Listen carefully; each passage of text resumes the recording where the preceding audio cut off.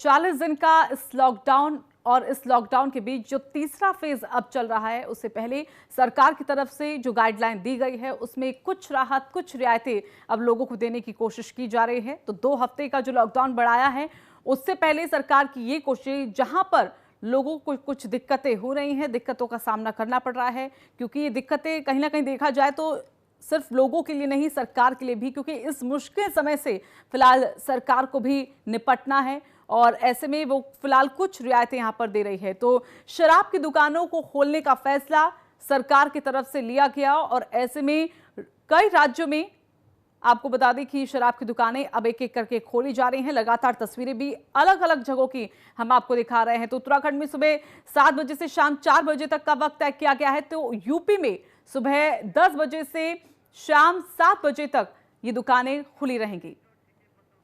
तो हमारे सहयोगी लगातार हमारे साथ जुड़े हुए हैं। दिल्ली से अमित दुबे हमारे साथ हमारे सहयोगी जुड़ गए हैं, तो साथ ही नोएडा से हमारे साथ जुड़ गए हैं गिरीश नारायण।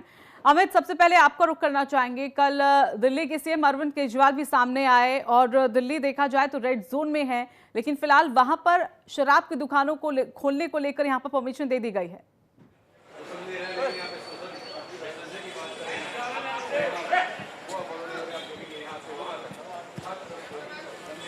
अमित, आवाज मिल पा रही है आपको?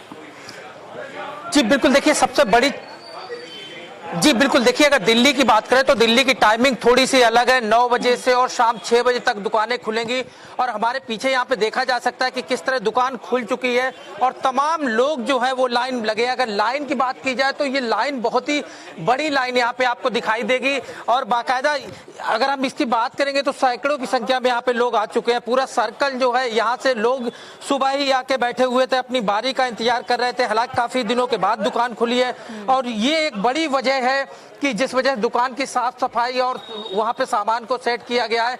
और यहाँ पे आप देखिए कि जहां तक आपकी नजर जाएगी वहां तक ये लाइन मिलेगी। दिल्ली पुलिस के जवान यहाँ पे तैनात है बाकायदा कि किस तरह सोशल डिस्टेंस मेंटेन कराया जाए, उसके लिए यहाँ पे कार्य कर रहे हैं। और ये है वो पूरा नजारा, खास तौर पे यहाँ पे सिर्फ पुरुष ही नहीं बल्कि महिलाएं भी आपको इस लाइन में नजर आएंगी।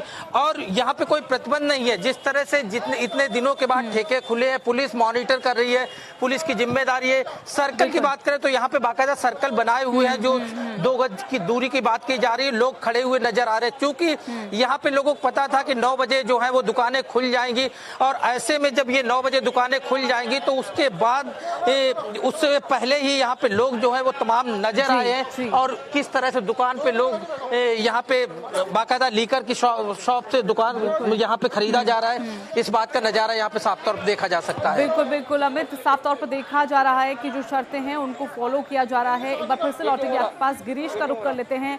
गिरीश, आप बताइए वहां से क्या रिपोर्ट मिल रही है? क्या वहां पर उन शर्तों को माना जा रहा है? क्या शराब की दुकानें जो 10 बजे खुलेंगी उससे पहले क्या लोगों की लाइन वहां पर दिख रही है?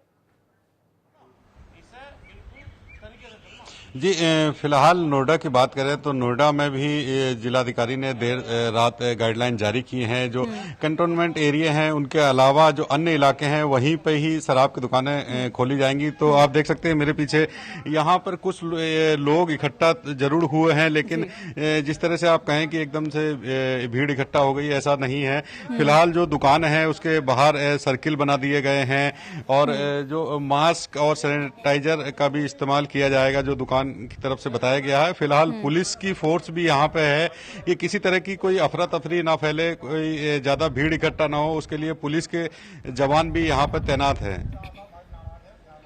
बिल्कुल, तो देखा जा सकता है सीधे इन तस्वीरों के जरिए कि किस तरह से दुकानों को खोलने का फैसला सरकार का जरिए लिया गया, क्योंकि इन 40 दिनों काफी नुकसान यहां पर सरकार को उठाना पड़ा। लेकिन अब जाके तीसरे फेज से पहले यहां पर यह ऐलान किया गया कि शराब की दुकानें खोली जाएंगी। चलिए, फिलहाल बहुत बहुत धन्यवाद आपका अमित हमारे साथ जुड़ने के लिए। गिरीश, आपका भी बहुत बहुत धन्यवाद हमारे साथ जुड़ने के लिए।